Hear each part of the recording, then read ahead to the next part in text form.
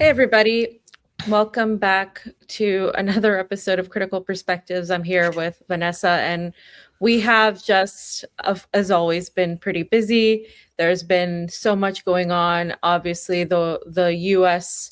war, the Epstein war against Iran, has continued despite the fact that Donald Trump has consistently said that he is winning the war, that the United States has already won and eliminated all of Iran's missiles, that they're done, that, people of Iran want him to be the next Ayatollah, but he rejected this offer. I mean, the things that he says are ridiculous. But the rest of the world that's living in reality has seen Iran do what nobody has really done. And of course, this is really encapsulates this resistance mentality and all of the resistance coming together and really actually pushing back against this Epstein cabal and this war that is not just going to affect, and it's not just clearly affecting Iran and the entire region, but it's also, I think, going to determine very much the future of the world and where it's headed. And I've been talking about this very, very much so, of how important the outcome of this is for humanity as a whole, because of what Iran is truly fighting for. And Vanessa in the last episode really laid it out, saying, Iran is fighting evil. And that is exactly what we're seeing as things continue to escalate and develop. And Vanessa, you recently took a trip down Somor, Lebanon, and I definitely want to talk about that, and I want to hear what you experienced in this area. And I also want to talk about today the vindication of pretty much what we were saying for a year regarding the negotiations between Russia and the United States, and how that is significant in the context of everything going on in West Asia and Russia's position and Russia's actions towards Iran, towards Syria, towards pretty much its supposed allies, and how that is very much reflective of its continued determination to seek an economic and even political association with the United States and in the West. And this is despite, of course, Ukraine and NATO bombing much of Russia's military and energy sectors, and Russia not pushing back. We have seen the tide turn against Putin and against the Kremlin as a whole. We have seen divisions in the Kremlin. And it does seem like a quote unquote end to the Ukraine war is coming up as Donald Trump threatens Iran more with a ground invasion. So a lot to talk about here, Vanessa.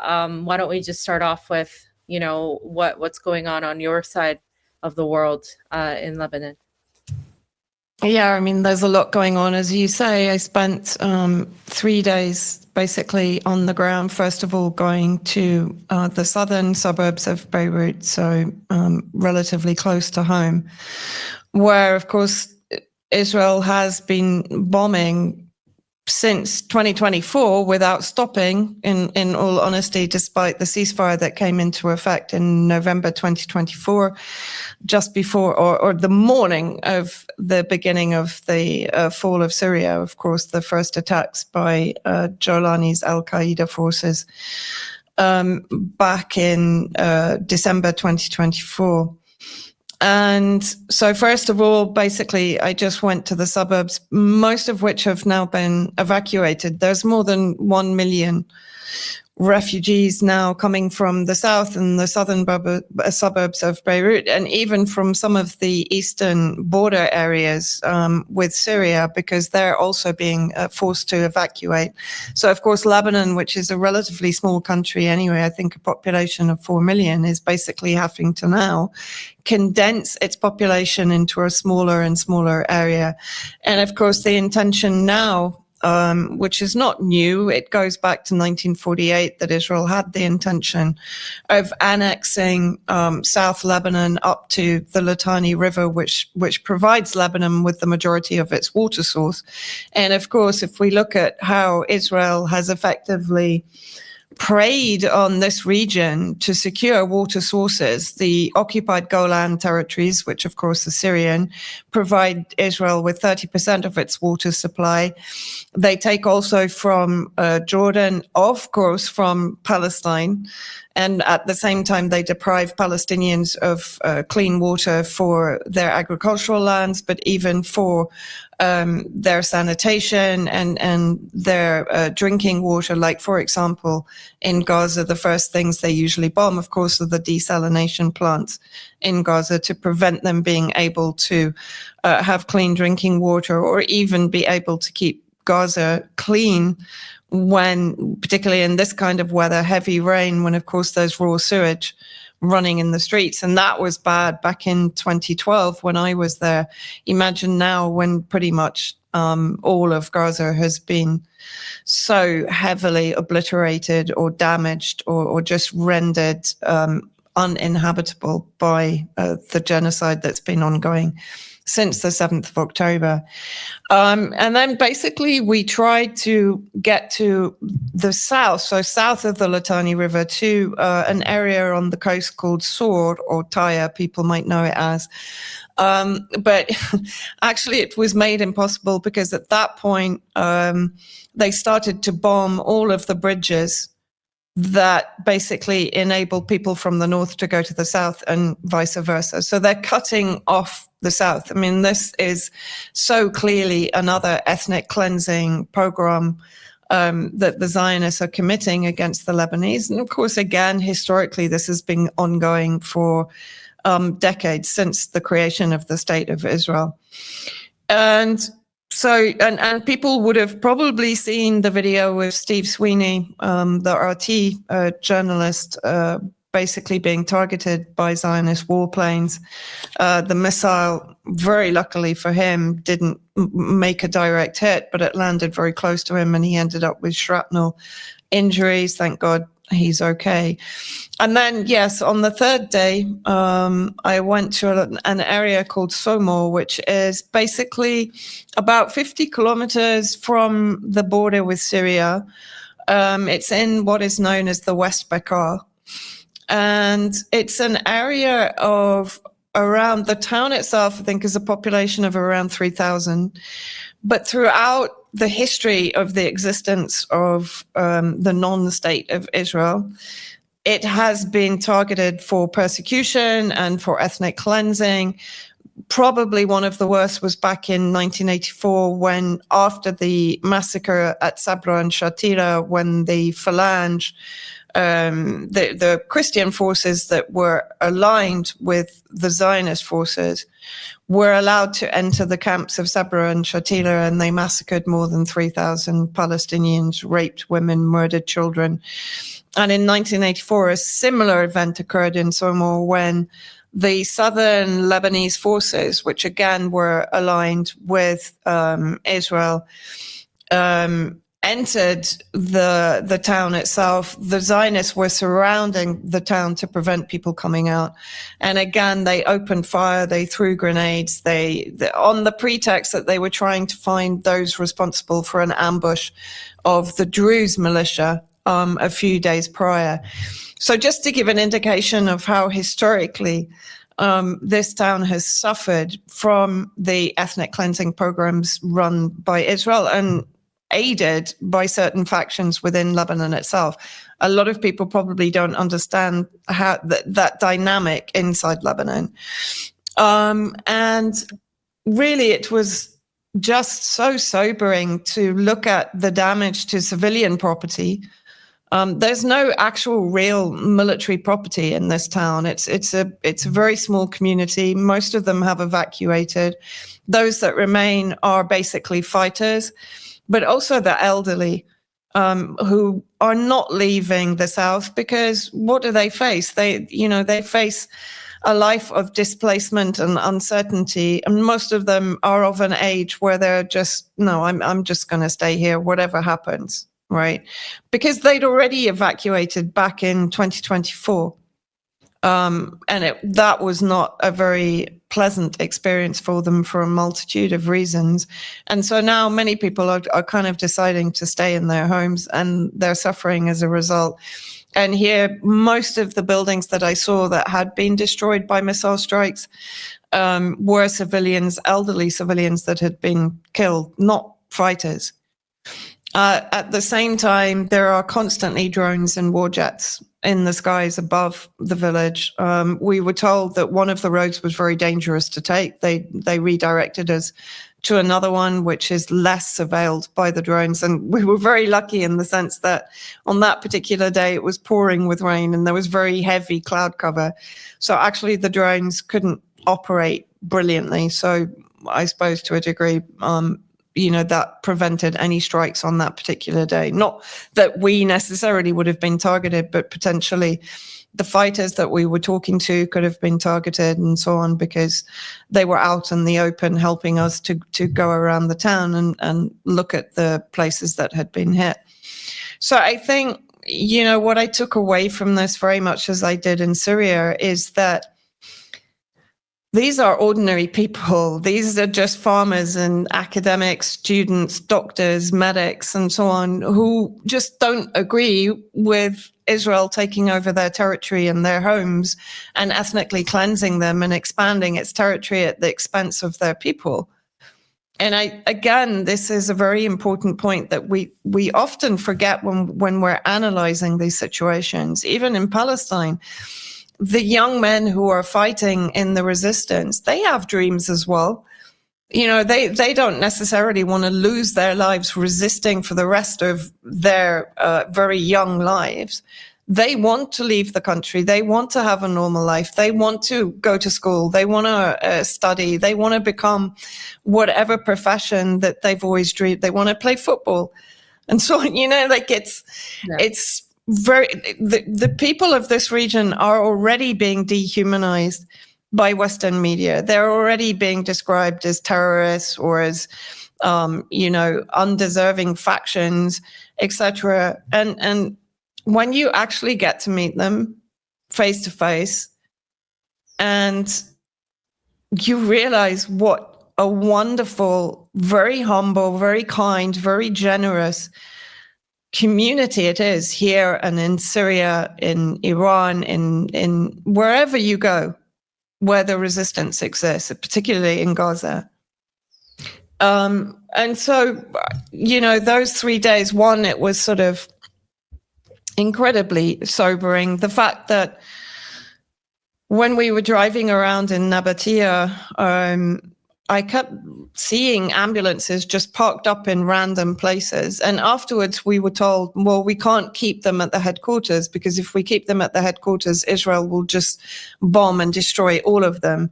So the staff, the medics, were sleeping in the ambulances. They weren't able to contact their family or to go home, because if they went home, Israel would target the entire home and kill not only the ambulance driver or the medic, but also kill the entire family.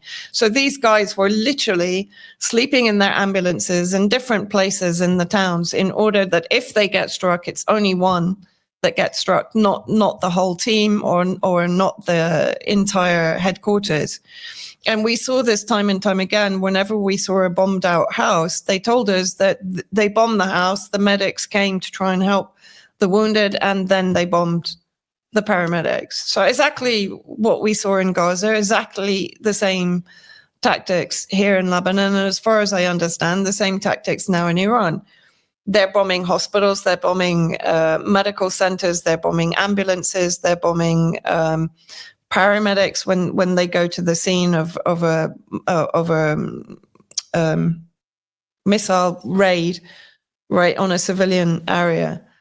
Whereas if you actually look at what Hezbollah is doing, or if you look at how Iran is fighting this war, I think we talked about this last week, they're not targeting civilians, they're targeting only military assets. And in Israel also, the majority of Israelis are reservists in the army, if not the majority, a huge number of them. And so this is, again, the huge differentiation between the war that the US and Israel is waging and the war of defense that the resistance in this region is waging against two of the most powerful militaries in the world today.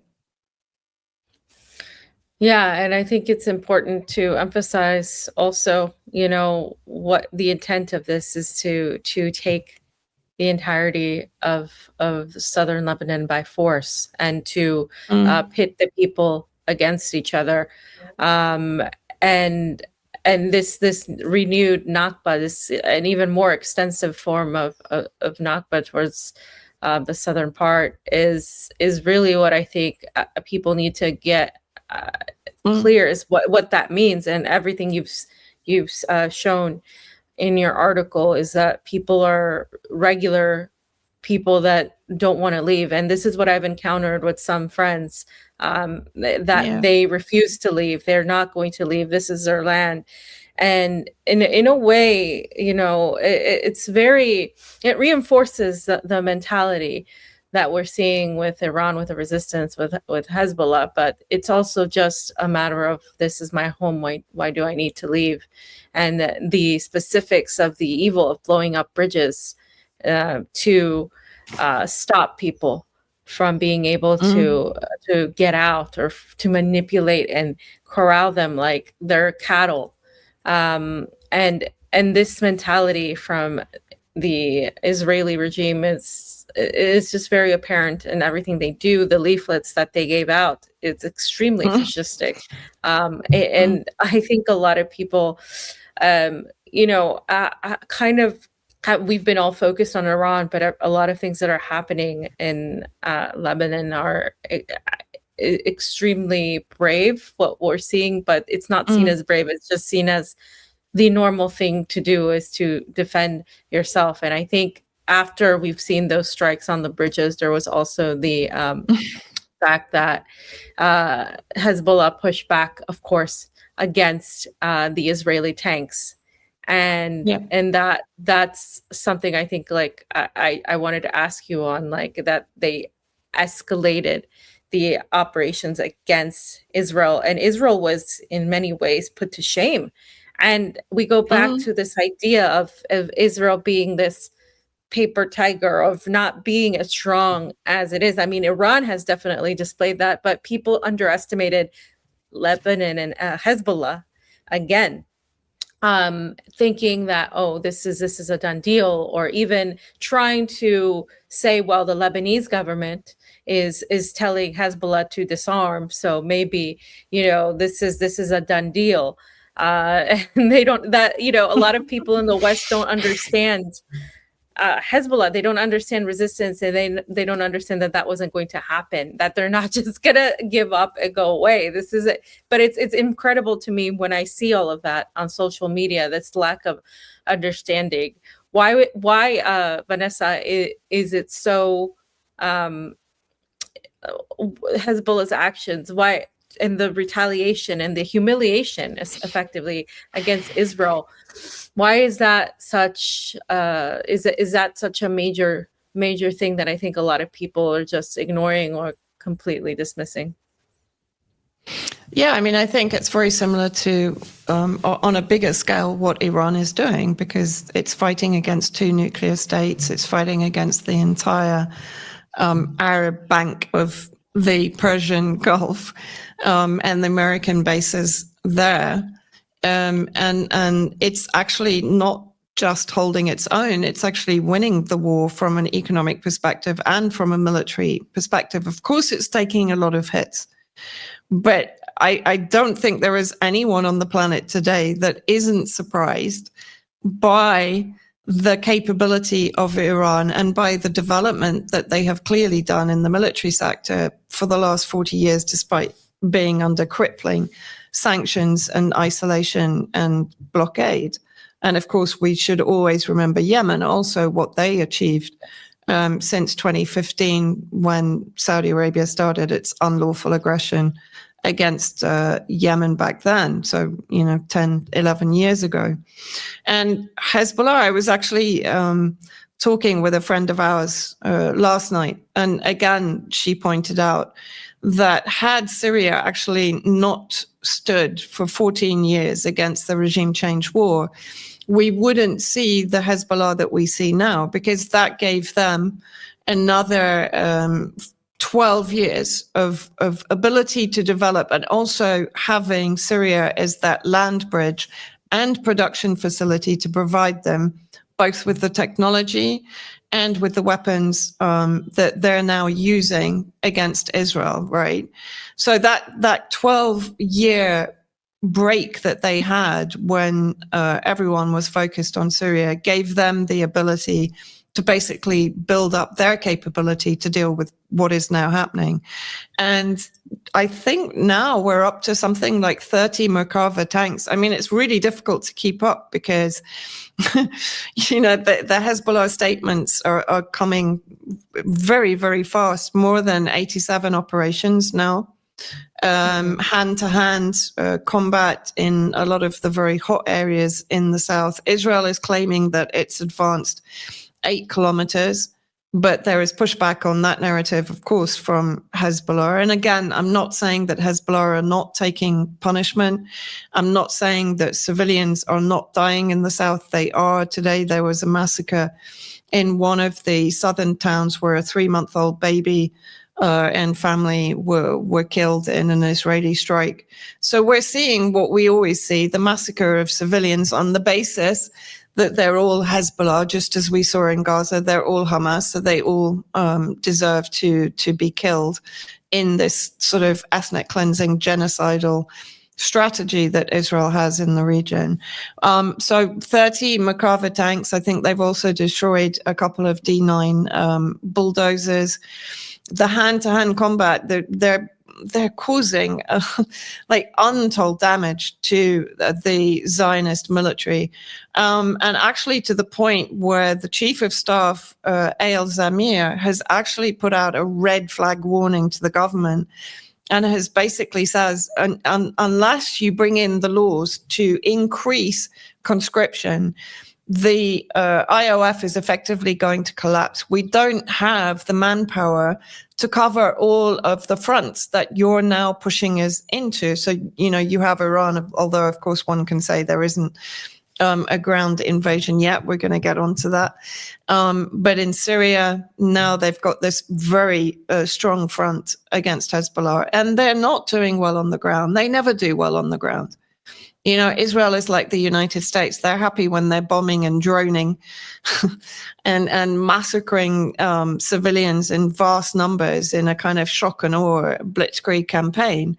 But when it comes to ground invasion, and particularly against forces that are ideologically rooted in the land and in the kind of religious ideology that this is a war that they are going to win, you're not going to break that spirit. Plus, it's their terrain. Just as, Hamas, they didn't destroy all the tunnels in Gaza. Hamas is still active in Gaza. They didn't destroy them. And in Lebanon, it's even worse. It's not an enclosed area. And this is the Hezbollah fighters' land. They know every stone on this land. The Zionists don't.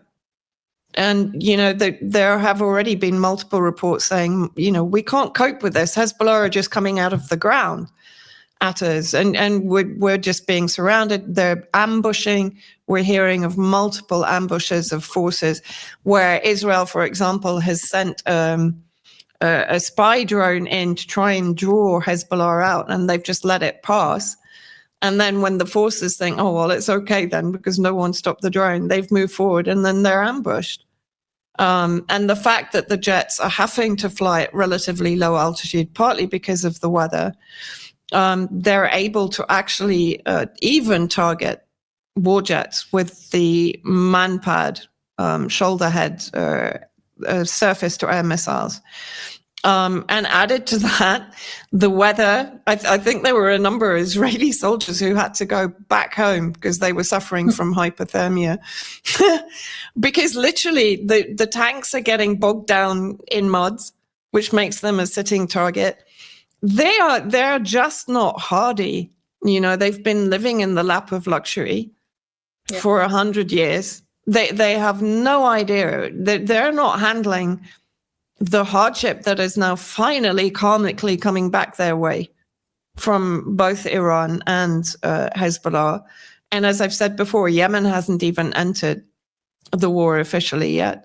The Iraqi resistance is also coming up against very strong attacks by the United States and Israel, and it is responding very forcefully. There are mixed reports. We're hearing that a huge majority of the U.S. forces are unable to function or to operate inside Iraq because their bases have been destroyed, just as they have in the Arab Zionist states on the banks of the Persian Gulf. Iraq is also claiming that it is stating that it's going to be responding more forcefully. And it has also put out this threat that if Jolani, who was put in power in Syria, tries to attack Lebanon, which is possible. I've been talking to people here. It depends how well Israel does. If Israel really starts struggling on the ground, they may well force Jolani's hand to at least send the ISIS proxies to attack Lebanon, to create another front, to try and distract some of the Hezbollah forces away from the battle in the south. I don't think that's going to work because we have to remember there are a huge number of Syrian Arab Army soldiers who left in December 2024, who are both in Iraq, around 70,000, and here in Lebanon, I think around 25 to 30,000. So it would make sense to me if they're deployed to the eastern border to defend it against the ISIS attacks. But you also have even the factions. Lebanon is so complicated because you have the government still trying to now, as you said, stab Hezbollah in the back. Even Craig McIver has gone out on X and saying, what is the government doing? You're actually working against your own country because you're undermining international law, which states very clearly that a people under attack or under aggression or occupation have the absolute, inalienable right to defend themselves, to resist. So the fact that the government in Lebanon is actually trying to undermine that resistance when the Lebanese army hasn't lifted a finger, they haven't fired a shot.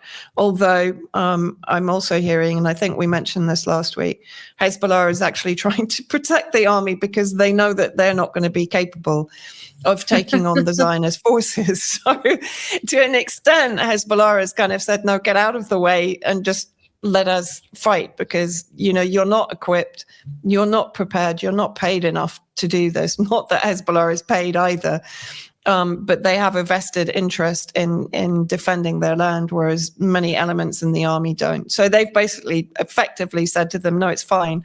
Move back to wherever the president wants you to go back to, and it's not a problem. We actually prefer, in a way, that you're not here to hinder us in the war, right? But with the threat from Jolani, this idea of creating division between Hezbollah and other factions within Lebanese society is going to also fall apart because they're more afraid of Jolani in Syria than they are of Hezbollah. So at that point, what happens? They're going to be dependent on Hezbollah to actually defend their towns and villages if this happens. So the government here is really walking a very short plank into a very deep ocean right now. It's like it's unable to win. The problem is that it's obviously Washington, Saudi Arabia, and Israel that are putting the pressure on it to try and derail the Hezbollah resistance efforts. And one last thing that I want to make is for people to understand the northern settlements, so in northern Palestine on the border with southern Lebanon, they were created between 1948 and 51 to effectively be a human shield. So not only are there military bases in amongst those illegal settlements, but those human beings, and there have been numerous meltdowns from various officials in the northern settlement, sort of saying, we didn't sign up for this. We're just getting bombarded. There's no air defense here. No one is here to protect us. They really are going into meltdown. But the fact is, that's what they signed up for. If they actually look back at history and look at the statements from various officials within the Zionist regime from 1948 onwards, that was their role, was to create this buffer zone on Palestinian territory against Lebanon. And that's, of course, why now they want to move that buffer zone up to the Litani River. Again, secures water source for them, but also secures all of that southern territory. And they're not going to stop there, let's be clear. They've invaded Beirut before, and that is going to be their final intention also. Wow. What you said, though, about the use of Jolani's forces kind of backfiring is actually quite insightful. I actually haven't heard very much about that. So because Lebanon is complicated, and I think there are people that that are just affected, that aren't necessarily with Hezbollah the same way that we have seen in Iran, for example.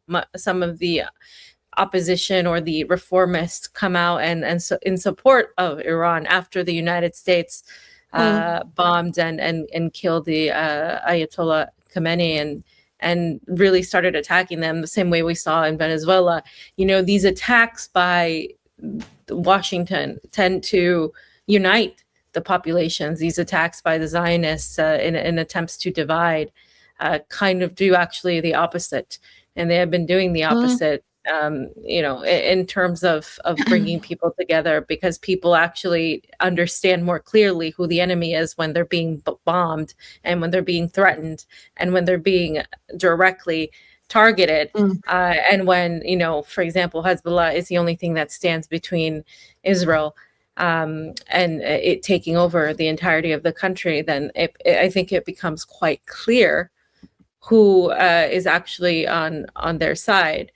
And with all of that you said, we can go into the United States now, of course, threatening a ground invasion of Iran, which is absolutely suicidal. There's no way they can manage these kids that they're sending, the kids, the poor people's kids, essentially, to fight these wars. Yeah.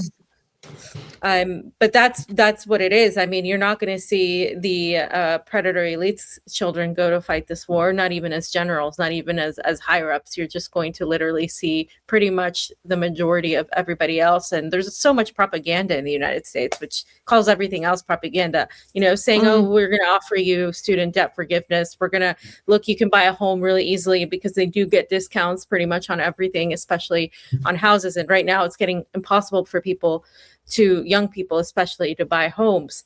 And so basically the Donald Trump administration is deploying 10,000 more, supposedly 10,000 up to 10,000 right now to the Middle East is what they say, but it's specifically for the war in Iran. And this is from Fox News here. They're going to consider sending up 10,000 additional. That's from the already, I think, 3,000 that they sent before. This is, of course, for the Operation Epic Fury. And the Wall Street Journal ended up talking about this recently. And basically, Donald Trump is insisting, and has been sort of threatening, essentially, how that this is happening if Iran doesn't open the Strait of Hormuz, if Iran doesn't cooperate And remember, just a few days ago, they talked about having conversations with Iran, and everybody was like, oh my gosh, they've had conversations with Iran.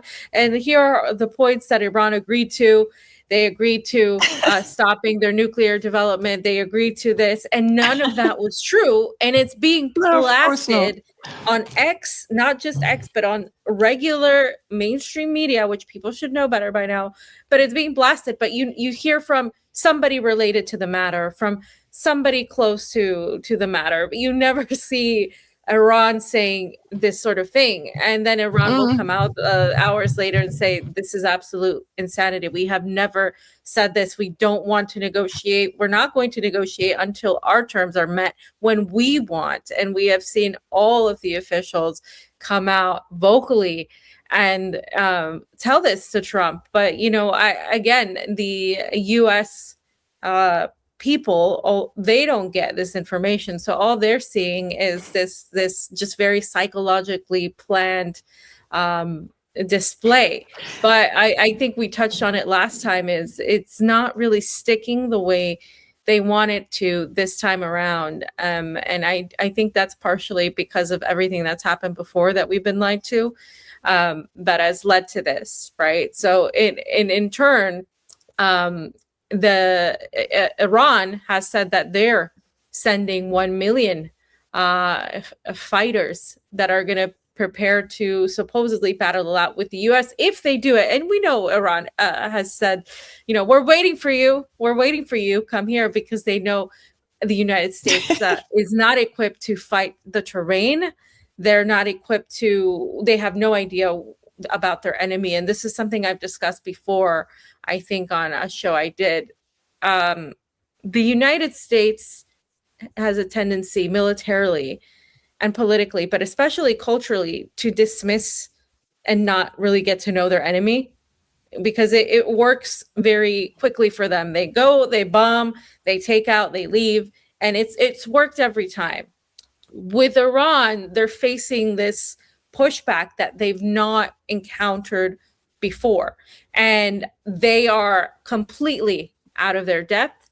They don't know what to do with Iran. They don't know exactly how to assess them, because they assess them as they assess everybody else, not as a 1,000-year-old civilization that is far more capable than it's far more intelligent.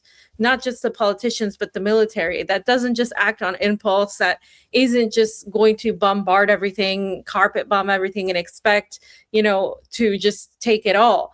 And that has been a very, very strong miscalculation by the United States. And they have never had to do the work to get to know their enemy. It's like going into a game of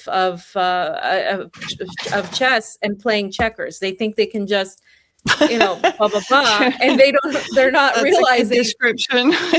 they're fighting with the grand chess masters here, and they're way in over their head. This is a mission to death for these people in the United States. This is not going to go over well at all whatsoever. So I you know, for me, and I want to hear your thoughts on this, I thought even that they weren't even going to do it, because I thought you have to know that this is not going to work out the way you think. And they've surprised me with their stupidity and sending these kids who know absolutely nothing about the region they're going into. They know nothing about Iran. They know nothing about anything. They're just going there because they're told to. And I have family in the army, and I have my young cousins that are in the army.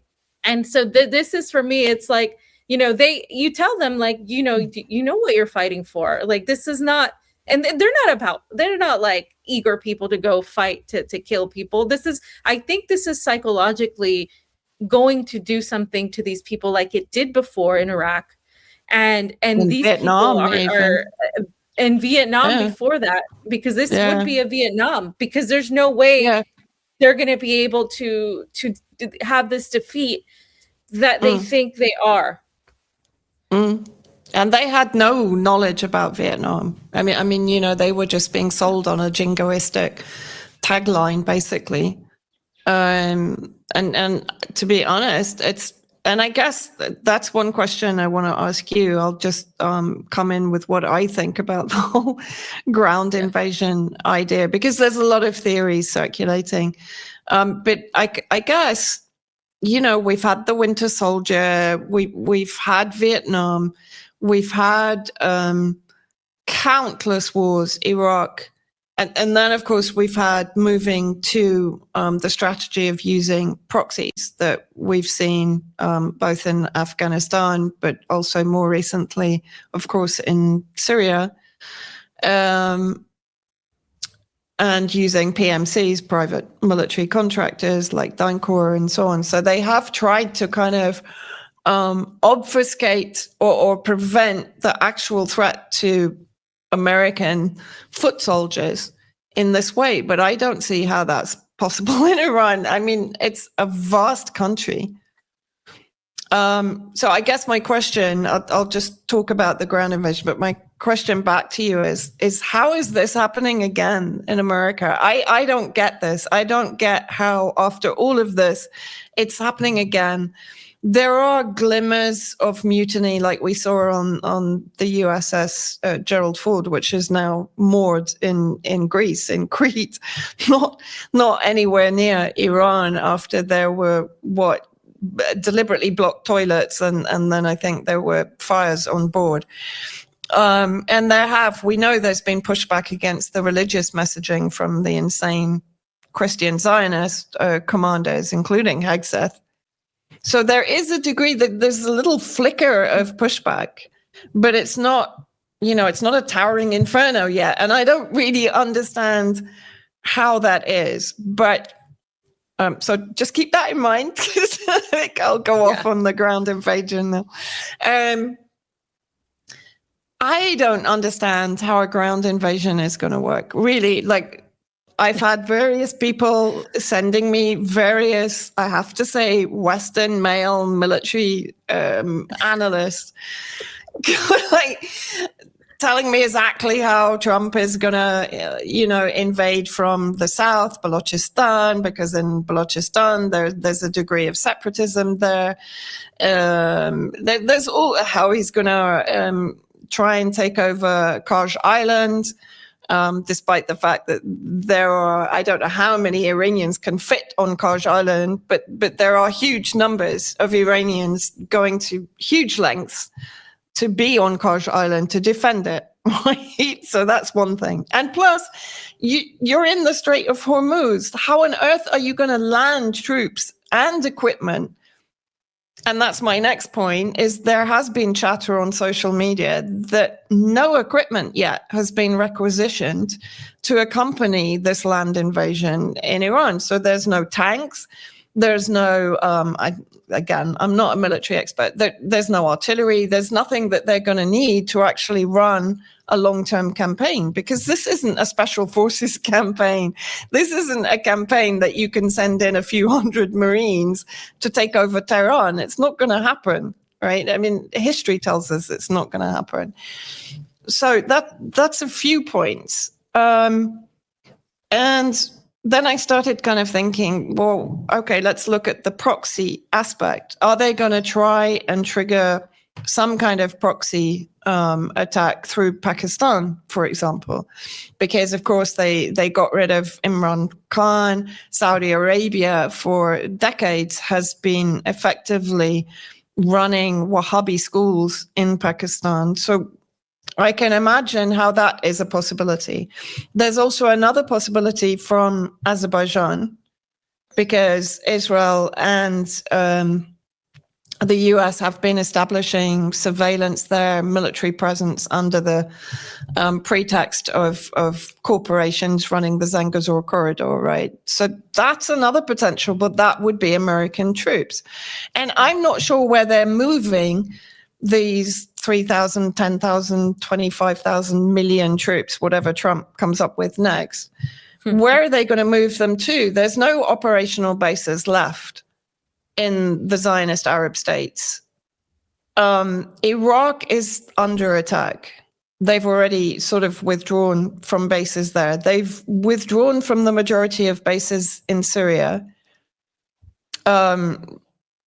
even prior to the war against Iran. There's only a couple of bases, I think, in the far northeast, but I mean, you're talking a couple of hundred personnel. And certainly not major bases, not where you can send 3,000 troops, for example. There has been recent information coming in of American troop presence in Damascus, in Lebanon, where close to the coastal area of Batroun. I think you put that up in the show notes before we started. And in Djibouti, which of course is a Mossad stronghold on the Horn of Africa, basically facing Yemen. But again, I'm unable to envisage how they're logistically going to be able to do all of this. Because if they want to send troops, one theory, to the south of Iran, they're going to have to pass through maritime channels that are under the control of Iran. And we know that Iran can mine those routes.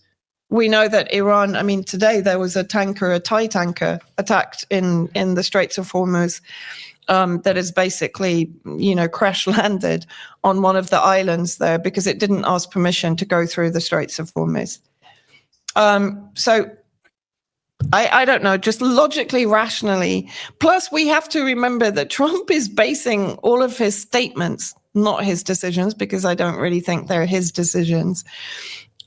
He's basing all of his statements and all of his claims on a 2-minute briefing every day, which is mostly AI and animation, because that's the level of his attention span, right? All of these meetings are behind closed doors, so the public is not aware of what is being discussed. You've got congressmen like Senator Chris Murphy saying this is just a disaster. Of course, he has skin in the game. He is obviously opposed to Trump, but nevertheless, you have to take into account what he's saying. He appears to be genuinely concerned about this, right? So I'm struggling to see on what basis and on what track are they going to be able to, one, get large numbers of American troops into the region, bearing in mind the region is now on fire. And then how on earth are they going to land them in Iranian territory, which the majority of which is mountainous? Yep. The Kurdish proxy has relatively failed from what I understand, because Iran hit that very early on, and now you're seeing Shia elements within the Kurds saying, no, we support the government in Iran, et cetera, et cetera. So you're seeing that breakdown. You're seeing marches and demonstrations of support from the Balochistan elements in the south of Iran. So that also hasn't worked to the extent that they thought it would. So I don't know. I mean, if anyone in our audience is watching and they can work it all out, great. But please don't send me more white Western military analysts to talk about a region that, please, because I've seen them all and I'm still kind of scratching my head. And that isn't, it's not a criticism, but it's just like, why don't people talk to regional analysts and people that actually understand the culture, the history, the civilization, the regional dimensions and complexities? That's my gripe on that side. No, I mean, I see this happen all the time and I get really frustrated because I'm like, why are we, with all respect, I understand the military expertise that is needed when it comes to the military aspect, but when it comes to understanding the cultural, regional aspects, they don't know. They're looking at it from a very Western point centric lens. And this is my issue with media as a whole. This happens all the time. And this is kind of what I was talking about. The United States doesn't really get to know their enemy. And that includes journalists. Even if you're not covering it from an enemy perspective or a threat perspective, they tend to dismiss very important cultural, just interpersonal dynamics and the way the other side, for lack of a better term, does this, like does things, and the way they behave and the way they conduct their organization. They just look at their perspective and try to mold the world to fit into that perspective instead of looking at the world as it is and trying to understand it. It comes from a place of arrogance because they've not had to actually get to know people outside their orbit, because we've been the ones in the United States who, and in the West largely, who've had the orbit around us. So we've never had to actually go do the digging because everybody has to accommodate to us. And it really is actually kind of subconscious for a lot of people. I don't even think they realize they're doing it when they do it.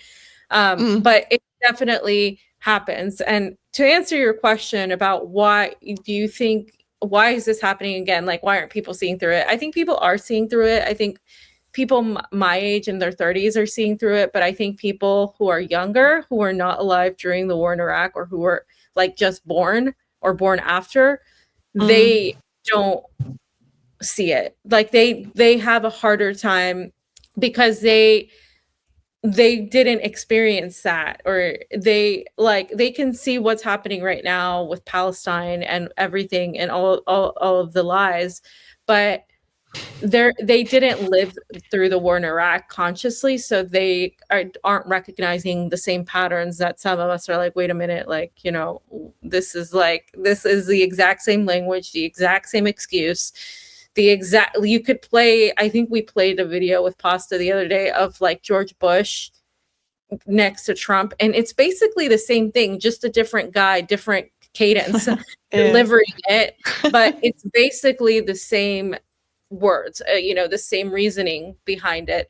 I think that's part of it. The other part is just the U.S. is the most propagandized country in the world. You know, there's a video going around of spring breakers, and it's not fake. It's not fake. It's a video of this guy interviewing people on spring break, and they have got to be some of the dumbest people you'll ever come across in your life. And they're, you know, they're 20. So of course, you know, when you're 20, I get it, but like they know nothing about anything.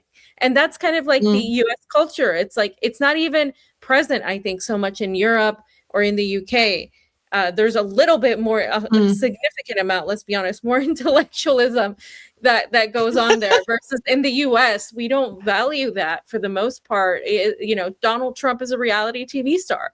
And that's kind of the essence of a lot of that. It's not everybody, but it is like a portion of people who've remained completely propagandized, completely shielded, because they haven't had to experience any bombs. They haven't had to experience anything. We've always been protected and cocooned. And the moment that stops, which is why what Iran is doing is so important, because the airports now are going insane. I don't know if you've seen the videos, but the lines at the airport are insane because the TSA isn't getting paid. They're not getting funded. And so people are quitting, and there's nobody to like manage the airports. Flights are being canceled and delayed. And a lot of people say this is kind of playing right into that, because they want chaos. They want people to feel, you know, kind of confused and just do what they need to do to continue surviving, because that's basically what people do. And for a lot of kids who've grown up with debt, who have, you know, like I said, an impossibility in getting ahead in life, this last generation, they're offered substantial amounts of money to just join the army, and they don't have any other choice or they feel like they don't have any other choice because they don't have money. Their parents don't have money. They're you know, they're in debt. There's a lot of things going around. I'm not going to make any money going to school, so why don't I just join the army? I mean, this is a thing that a lot of people feel. It's not coming from a place of I'm patriotic and I want to fight for the U.S. For most people, it's not coming from that. It's coming out of a place of need. So they put people in these positions where they have to be like subservient. Like there's a lot of, for example, people that go into engineering and they're very smart and they want to have a good job, but they don't realize that the only engineering jobs are the jobs in the sector of war, to make missiles for Lockheed Martin, to make missiles for all of these companies. And you know, my brother, he was an engineer, and when he was faced with that, he refused to go to work for the defense industry, which is actually pushed on you as a success story, as something you need to do because they pay the most and because that is like the representation of being successful in the United States. And so it takes a very specifically aware person to actually say, yeah, I don't want to go work in an industry where my contributions are going to go help kill children at a school in Punjab in Iran, because that's ultimately what ends up happening with these U.S. based missiles, whether they're Tomahawks or whether they're another missile. So that I think that's largely why. But the other thing is, you know, there is, I think, a bit more of an understanding though from the past. I think there are more people speaking out. We've seen videos from the military. We've seen videos just from people saying, we don't want this war. This is not our war. I just think it's slow to churn because of the necessities of people. And once that hits, of course, then I think that's when we're going to really be able to see. But I just want to share with you this thing that happened too, because the U.S. Army did raise the upper age for recruits to 42. And now it doesn't matter if you have marijuana charges, because a lot of people got marijuana charges because it was illegal, but everybody was doing it. So they don't care about any of this now. Now you can be 42 years old and go to the Army. So that tells me, you know, that their recruiting numbers are very low. That tells me that people aren't like voluntarily saying, yeah, let's go fight Iran. That because you wouldn't have a need to do this if you were getting the numbers you were getting, right? So there is a change. It's just not significant enough, I think, yet for people to stop anything. And you know, we haven't stopped anything in a long time. We don't really have people in the streets fighting against this war. You'll have it in the usual spots like Los Angeles or New York, you know, where people are actually, you know, doing demonstrations. But outside of that, you're not really going to see these demonstrations. People are just like hoping it's finished, that it goes away.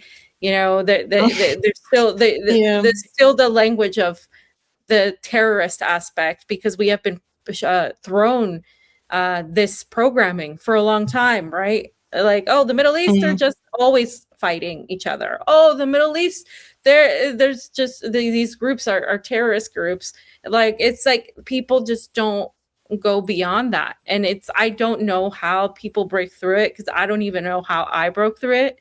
But because the propaganda is just so, from the day you're born, it's constant. But it can happen, I think.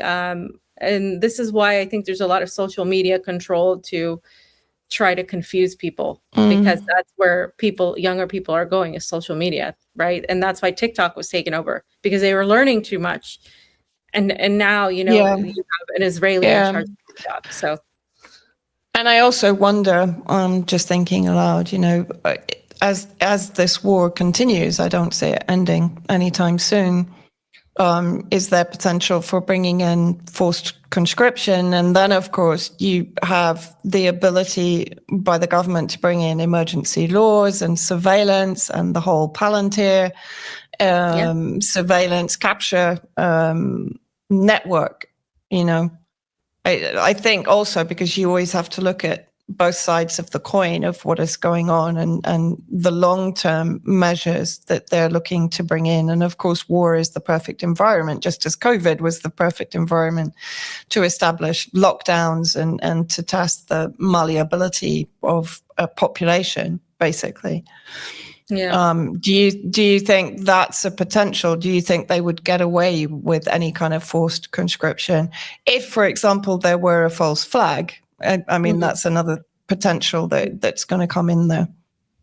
I think the false flag aspect, though, is kind of over. Like, people are aware of that, I think, right now. Like, it's kind of a joke.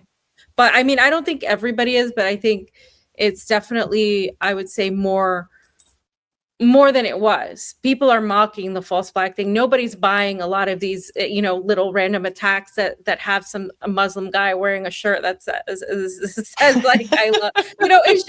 It's just laughable. People just don't buy it. Even if they don't understand it. They're like, this is weird. Like, I do think there will be drastic pushback if there is some sort of conscription or draft, because Trump is highly unpopular now. The only people that support him are the hardcore MAGA that he can't do no wrong with. But the other people that did support him are now creating their own sort of little area with people like Kent, like John Kent or Josh Kent, whatever his name is, who came out and started Joe. Yeah. And he started talking about how Israel and the government is controlled by Israel. And so ex-CIA guy, of course, I don't trust him.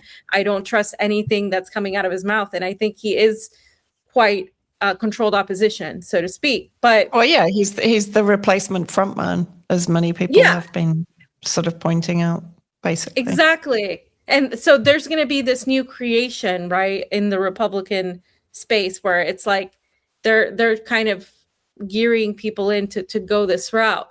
So, but in terms of Trump, I think if Trump were to do that, I think he would face actual backlash, especially when things are not going well domestically in the United States. I don't know if it would be enough to stop it, but I think it would actually send people out in the streets, because there hasn't been a draft since World War II. So it would be like extremely, extremely, There wasn't a draft for Vietnam. Vietnam didn't have a draft.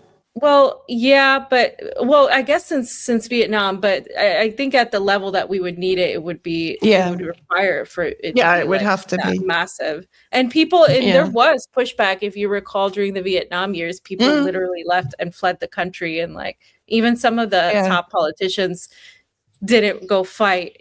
There's a lot of pushback against these people that somehow didn't end up going to. The rich never go to war, so they found a way to finagle themselves towards that. But we could talk about this all day, but I do want to talk about Russia, because since we're short on time, although I think the Russia thing is hugely related to this. We've always talked about how Stephen Witkoff and Jared Kushner are the ones that are supposed to do the negotiations in the Middle East. Well, they've been the ones sent to do it in Ukraine, related to the Ukraine war. But I really want to mention how Russia has been not reacting to the attacks coming from Ukraine. And a lot of people who supported Russia have been quite upset with the Kremlin, because they feel like now it's war fatigue, right? We're 4 years into this war. They're pointing out it's longer than the Great Patriotic War. Things are not good at home. Inflation is high. There's a lot of issues. There's a lot of censorship. People are complaining about that as well. There's weird things going on that I think we may have to touch on even more next time, is the killing cattle and farm animals by the government. It is by the government. And then there's also the trusting of the United States and their Zionist representatives, Kushner and Trump, into deals when every single deal that they've made before has consistently led you on the wrong path. And then there's the last part that a lot of people aren't talking about, is Iran, and how Iran is taking on the U.S. and how they're behaving and how they're actually going after them with the intensity that some patriotic Russians would like Putin to use on Ukraine. Exactly. So it's not giving them a good example. They're like, wait a minute, what are you doing? And then there's the issue that, of course, Ukraine has been targeting and striking Russian ports. It's been targeting Russian energy infrastructures. And so this is the oil. And what has Russia done? Russia has not done anything. And so we've been talking about this for a while, that the Kremlin was seeking this economic expansion, this relationship. They weren't moving about this ideologically. They were moving about this more so pragmatically, right? And then we have the likes of Kirill Dmitriev and meeting with Representative Luna. And I know you had a video. I don't know if you can bring it up, but you had a video, and she's actually, and I'm not just being mean or an asshole. Like, she's actually she's actually an idiot.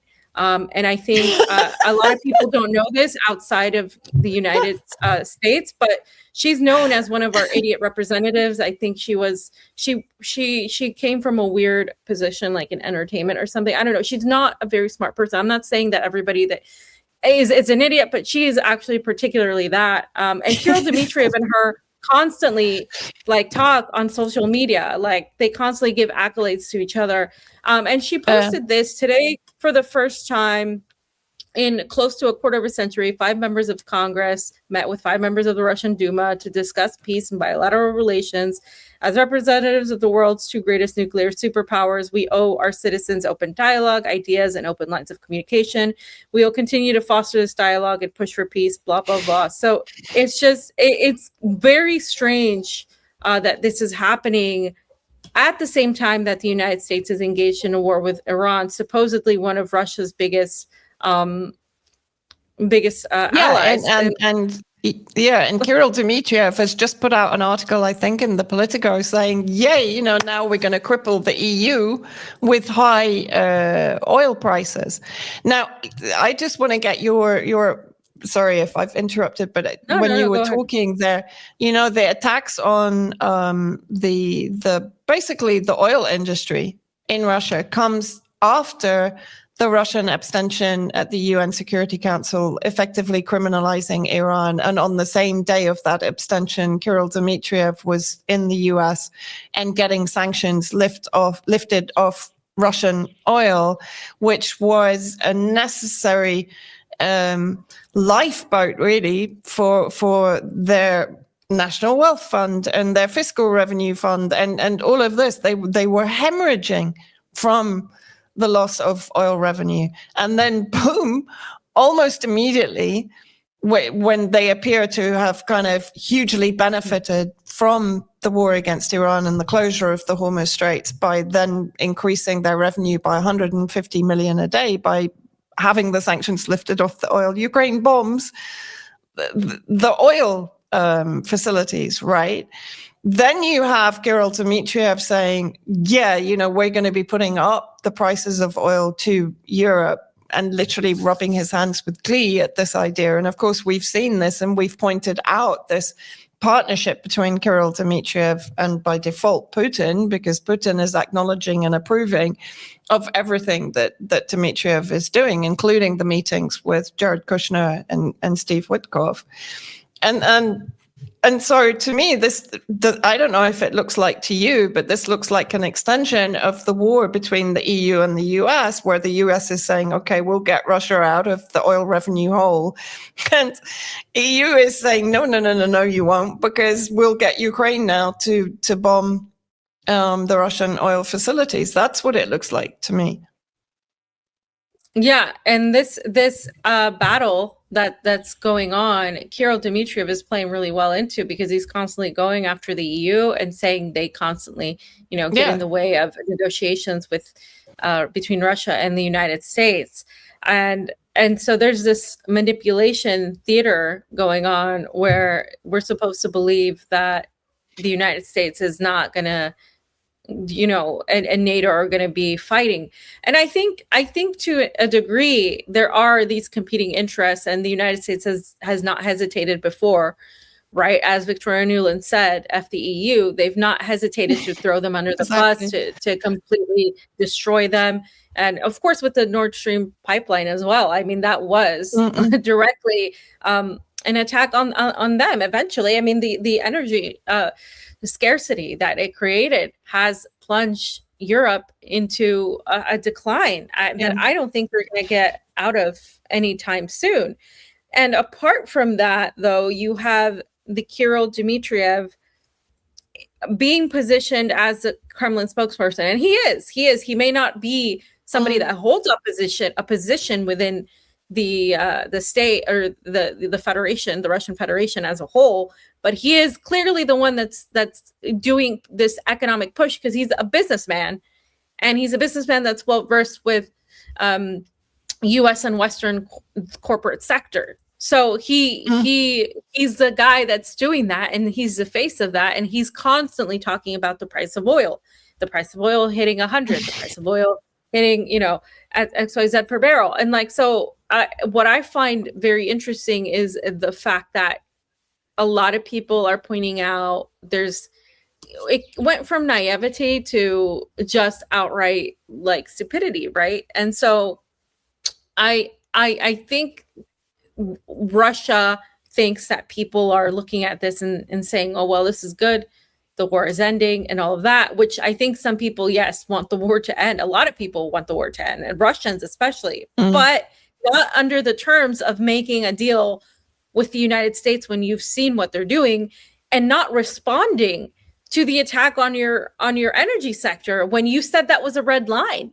It makes them look completely weak. It makes them look like, what are you doing? Like, so they can just go after every single red line and you're not going to do anything about it. You're just going to let it happen. And so if they let it happen, guys, what does that mean?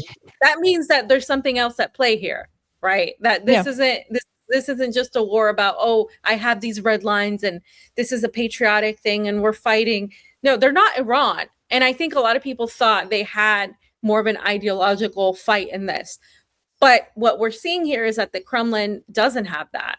That a lot of people who went to war in Donbass, who are dying, a lot of people whose family members are dying for this war, they are looking at this as some sort of like betrayal, because it's like my family member died in Donbass for you to just allow them to do this for some sort of cheap deal. That's kind of how it's coming across, because those are the actual patriots that are living over there and that think that, or the actual patriots thought Russia was fighting for this ideological sense of existence, this independence, this freedom. But that's not clearly what Russia's fighting for. Russia's fighting to be on the good side with economic interests with the United States and the West, and pretty much also China and anybody else that wants to do business with them. That's what they're doing. There's literally nothing else. And here, Kirill Dmitriev says everything will be on Russia's terms, that everything in terms of the negotiations is going to do that. He said that they're dreaming. We have a very strong position. We have the most powerful resources. All projects are carefully calculated, and they're definitely beneficial to Russia. He also emphasized unfriendly countries are unaware of the benefits Russia will receive from strengthening economic ties to the U.S. So they're putting it all into this basket, all the eggs in this basket of economic ties. And he says our enemies don't want this interaction, like the EU, I guess. As soon as we meet, as soon as there's economic interaction, the enemies howl. They don't want us to discuss any projects, and projects must be only beneficial to Russia. Only those that create synergies are working together, he clarified. So, but none of them have talked about the economic gains, as this person pointed out, of Russia, like the benefits to Russia. None of them have talked about that. It's absolute lunacy. Yeah, I mean, it really is. And also the other point that I want to make is how we had been saying, I think for a while now, that Russia is not providing intelligence to Iran to enable it to target U.S. and Israeli assets in the region. That has now, and also that they were supplying drone technology. And we made the argument, no, the drone technology went the other way around, because actually the Iranian drones were absolutely necessary for the war in Ukraine. And the Iranian drone technology, if anybody wants to actually look into this deeper, they can go to the Political Aficionado channel and watch Ahsan Safanejad's last video, where he breaks down all of the strategic partnership between Russia, particularly, but also China, and the weapons that have and haven't been supplied, and the technology that has definitely not been shared between Iran and Russia. And now you have two denials, one from Dmitry Peskov, who said just absolute point blank, no, we're not supplying intelligence and we're not supplying drone technology. And now you have Sergei Lavrov, the foreign minister, actually coming out and saying the same thing. I mean, what he says is quite funny. He doesn't credit the Chinese Beidou system, which Iran is using, the military component in that system. And potentially that is providing them with the surveillance they need to target the U.S. and Israeli assets in the Arab Zionist states. But what he says, well, yeah, I mean, they know where the American troops are. Like, why do they need it? So he's quite funny in how he kind of wriggles out of it. But my point always was, Russia stood down and allowed Israel to target Iranian assets and personnel and even the embassy in Damascus as part of a deconfliction agreement with Israel in Syria. So why on earth would they now, when, we know that they lean more they're more inclined towards Israel long-term than they are towards either West Asia or Persia. In fact, Persia has always been a target for them to annex the northern territories of Iran and capture the Caspian Sea, control of the Caspian Sea and the warm water port. That has, throughout history, been Russia's long-held goal in Iran. And so just to point this out, that we were very clear about this, that it didn't make any sense that Russia was supplying intelligence or drone technology. And now suddenly it's becoming a sort of popular consensus because it's impossible to push back against what is being said by multiple Russian officials denying this, right? So I think that's quite important. But I also just wanted to come back to this, what's her name? Anna Paulina Luna, who's this? Yeah. I mean, I had to laugh because I just put in a search on Syria. And so in 2025, she was saying Syria must stop violent jihadists carrying out massacres. Dude, you put those violent jihadists in power in Syria that are now carrying out massacres, right? But even funnier, back in March 2023, so she's now the linchpin negotiating with Russia and Kirill Dmitriev, which kind of indicates the importance that Trump is putting on it if she's considered sort of intellectually challenged, let's say. So in March 2023, she basically put out a tweet with a video of her very bad speech. And she said, as far as I know, members of Congress don't swear an oath to the people of Syria and Ukraine. And I wanted to just put underneath it, it's old now, but I can't. But you do to Israel, because literally the members of Congress have to sign an oath of allegiance to Israel, which is why Cynthia McKinney was kind of blacklisted in Congress because she basically refused to sign it. And in this, she's talking about, well, Assad and Putin are tight. That's her language. She said to the point where Putin even has oil tankers on the western coast of Syria. So this is the evolution of her thinking from 2023 to 2025 to now, basically, hugging and kissing Kirill Dmitriev and making deals with Russia after how many years of sanctions and war and so on, Cold War even before, So she's being used like to do this because she's an idiot, and it's just. And Kirill Dmitriev is like praising her like some sort of peacemaker, and he's praised Trump as a peacemaker, but they don't want peace. This is what I want to finish off by reiterating this point that I'm still getting people telling me that, but Russia is providing drones and satellite and intelligence, and I'm like, no, they're not, and I show them videos of Peskov. I show them videos of Lavrov, and they say, well, of course they're lying about that. They don't want people to know. I'm like, what are you talking about? They're literally this is not how Russians are. They're not going to lie to your face. They literally, what they do is they omit, or they don't say anything when they don't want to like give the information. They omit. They don't like flat out lie like the Americans. They just omit information. This is like a cultural thing that a lot of these people don't understand. Like it's insane. Like they want to create a story that Iran is going to needs Russia's help, but it's the other way around.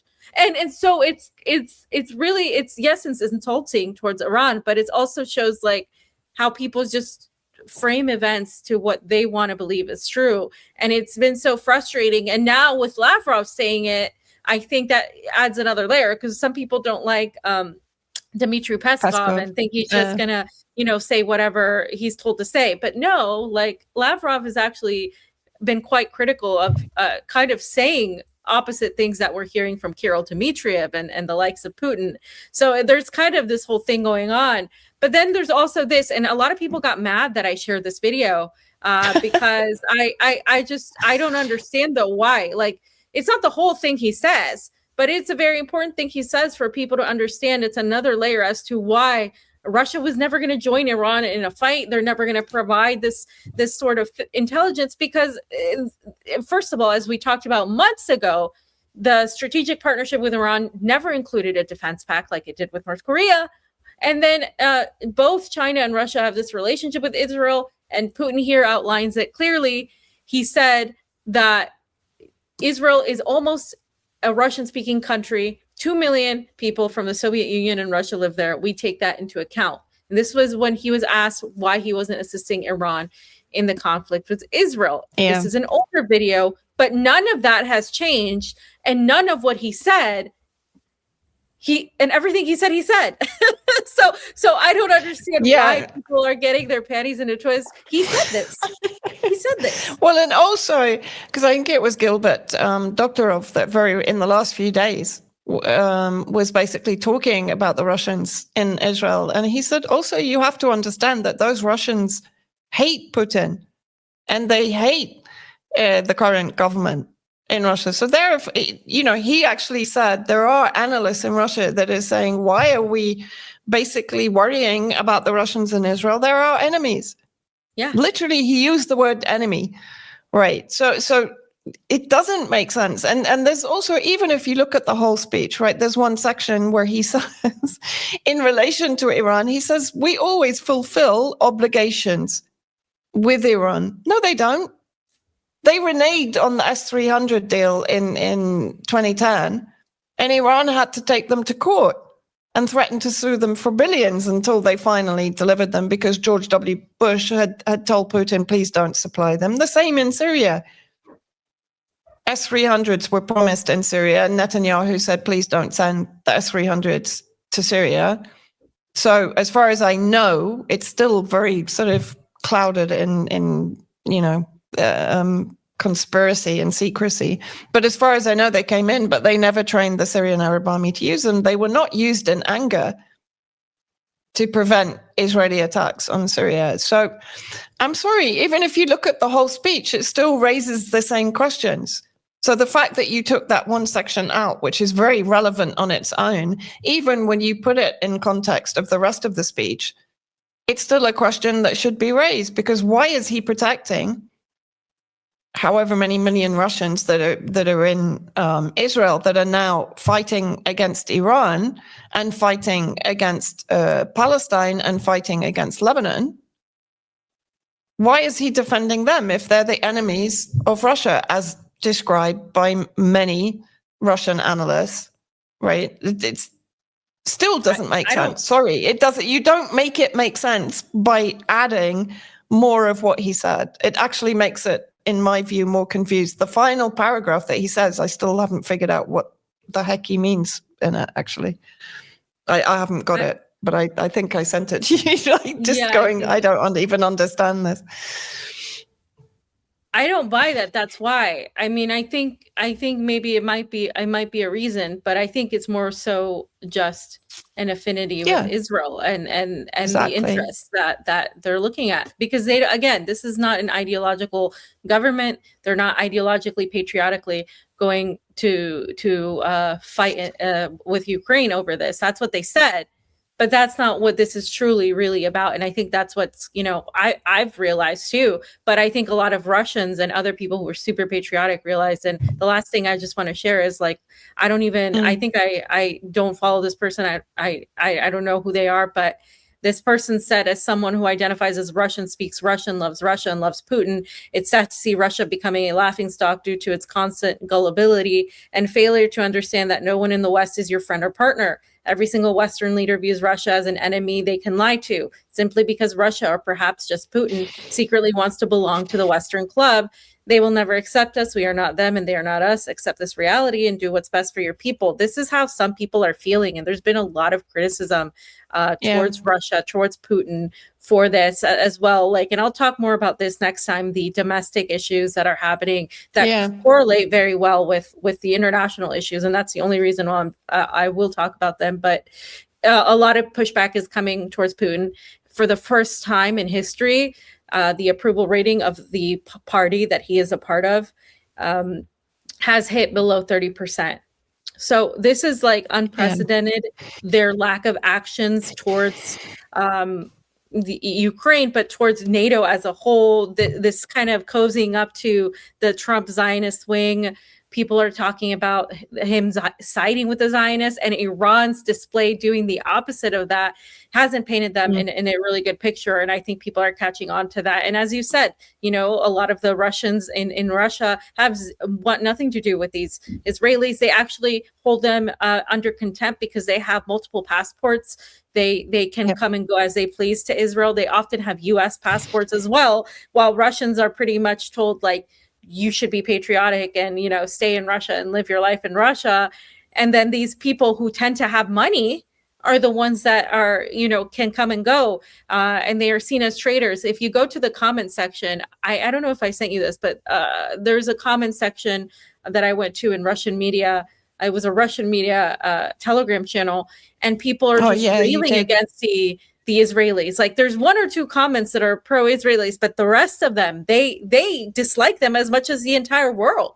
So this isn't just, again, the Zionism is not just a thing that encapsulates Western governments. It's also touched Russia. And I think a lot of people have ignored that. And now this is all just coming to a front. So, yeah. So much more to talk about, but we've run out of time. I hope I thought we would have, I thought we were going to be able to do it, but we did, but it's just a lot to say.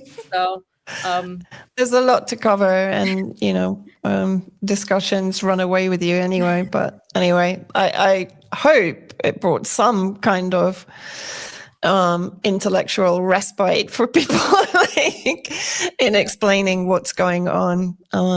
And we'll carry on trying to do that. But thanks for listening to everyone watching, listening. Yes, thanks for listening to our rants, and for all our haters out there. Well, we haven't got it wrong yet, so we might be painted as doomers, but we're just trying to really understand the truth of what's happening. So thanks for joining us on that, and we'll see you next time. Bye. Take care.